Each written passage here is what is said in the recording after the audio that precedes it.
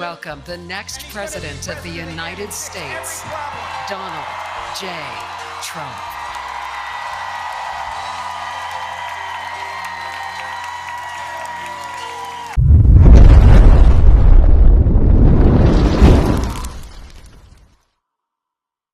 Maligayang pagdating mga mahal na kaibigan dito sa VTD Media Ministry. Maaari po bang pakisubscribe, pakilike at pakishare ang video ito sa lahat.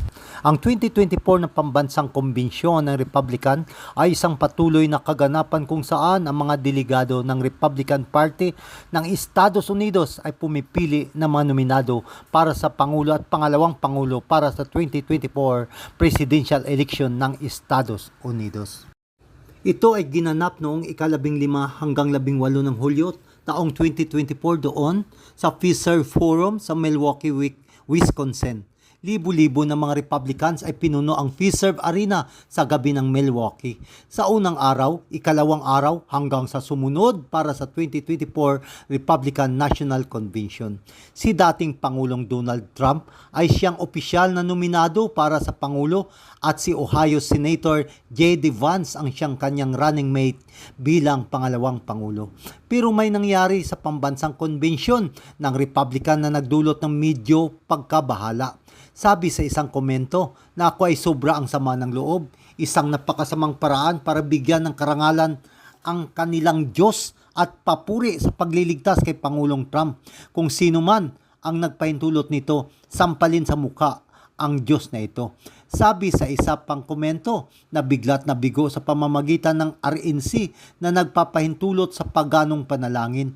May iisang Diyos lamang na si Jehovah. Siya ay nananalangin sa isang demonyo. Wala na ang RNC. Ano ba ang itinuturo ng Biblia? Ayon sa Mateo 6, talatang 6 at 7. Ngunit kapag manalangin ka, pumasok ka sa iyong silid at isara mo ang pinto. Saka ka manalangin sa iyong ama na hindi mo nakikita.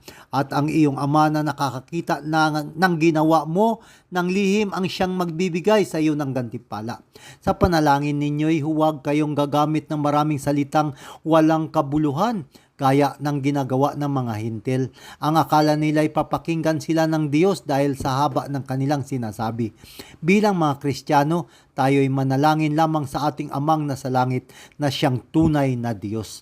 Napakaseryoso ng Biblia pagdating sa pagdarasal dahil ito'y isang pagsamba at pagpapahayag ng katapatan sa Diyos. Ang Lord's Prayer ay ang huwarang panalangin. Kaya hindi tayo dapat magdasal ng walang kabuluhan. Paano? Ang dasal na paulit-ulit tulad ng Hail Mary ng Ama namin, ang paraan na paulit-ulit na panalangin ng Hare Krishna. Kaibigan, nililinis ng Diyos ang kanyang mga tao mula sa paganismo na paraan ng panalangin.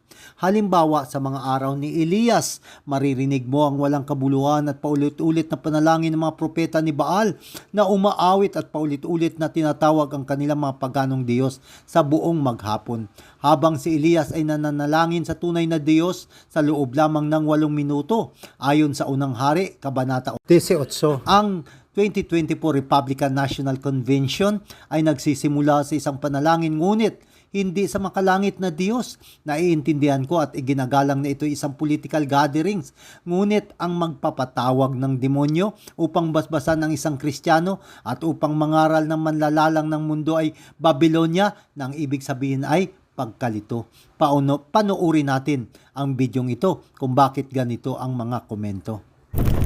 तू ठाकर तुम पे अरदास जियो पिंड सब तेरी रास तुम मात पिता हम बारक तेरे तुमरी कृपा में सुख कनेरे कोई न जाने तुमरा अंत ऊंचे ते ऊंचा भगवान. Dear Waheguru, our one true God, we thank you for creating America as a unique haven on this earth where all people are free to worship according to their faith.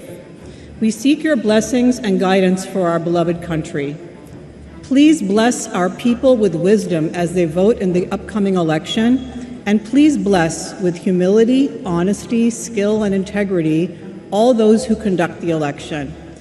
Finally, we thank you for the Chardi Kala spirit that we have witnessed in President Trump, and we thank you, dear God, for protecting his life.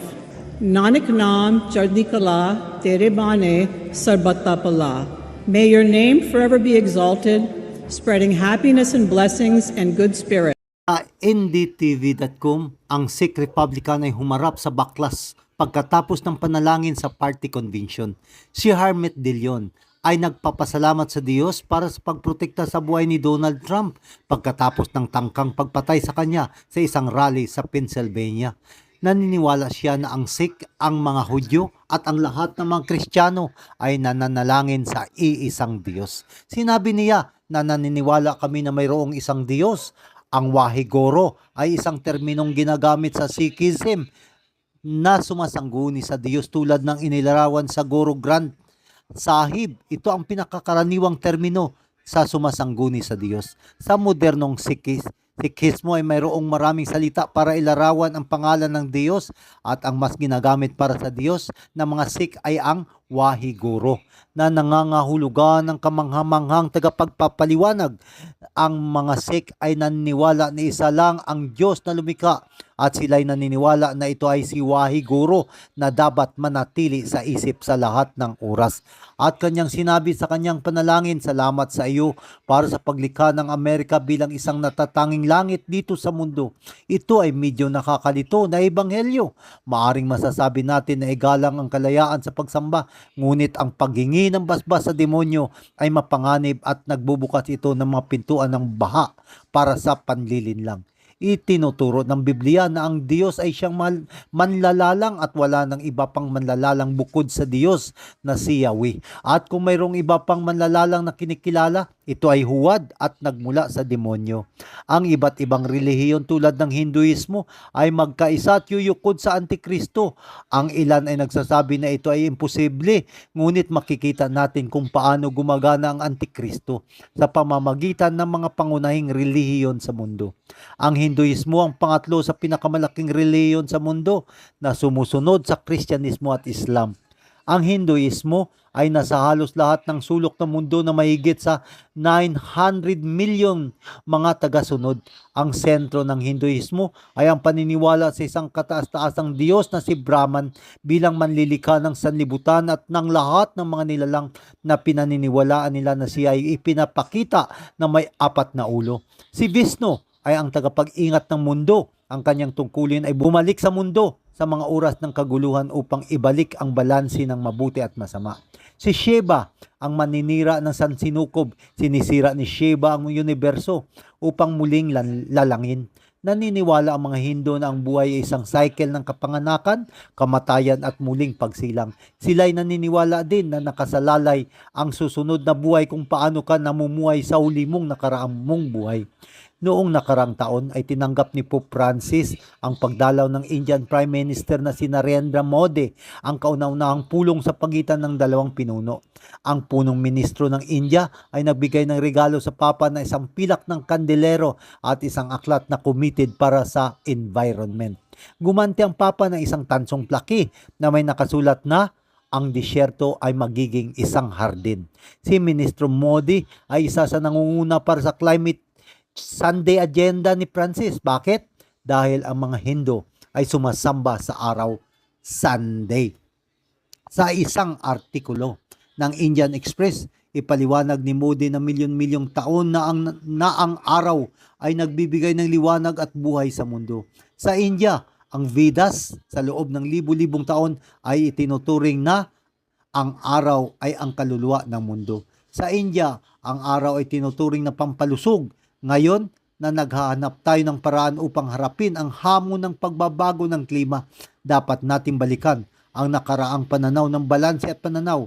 Ang linggo ay ang araw na inilaan para sa paganong pagsamba para sa anak ng Diyos ng mga araw. Sinasabi ng Biblia sa Ezekiel, Kabanata 8, talatang 16, kung saan ang 25 na kalalakihan na nakatalikod sila sa templo at nakaharap sa silangan at nakayuko na sumasamba sa araw. Sa pinakamalaking lungsod ng India, ang Mumbai, meron silang inilunsad na inisyatiba upang ipatupad ang Sunday Streets. Ito ay isang car-free Sunday kung saan magkakaroon sila ng festival na pinapayagang magpahinga ang mga tao kapag linggo. Ang pulisya ng Mumbai ay nag-oorkestra sa mga pagdiriwang ng linggo na ito. Ngayon ay nasa 6 na lokasyon. TimesofIndia.com ay sinasabi na sa panahong ito ay umabot sa 6 na ang inisyatiba sa mga kalye kapag linggo ay patungo para maging permanenteng feature tuwing linggo. Mahal na mga kaibigan, ang ating mga katapatan ay dapat nasa kay Kristo Jesus lamang at ang ating mga panalangin ay dapat ay diretso sa Kanya. Tayo bilang iglesia ng Diyos ay dapat nating ituro sa mga tao na ang ating pananampalataya ay nakatuon lamang kay Hesus Kristo at sa pagsunod ng Kanyang mga utos. Hanggang sa muli kaibigan, ito po si Elder Vincente Pomosino na laging nagsasabing patuloy lang tayong mag-aral ng katotohanan mula sa Biblia dahil ang katotohanan ang siyang magpapalaya sa iyo mula sa kasalanan.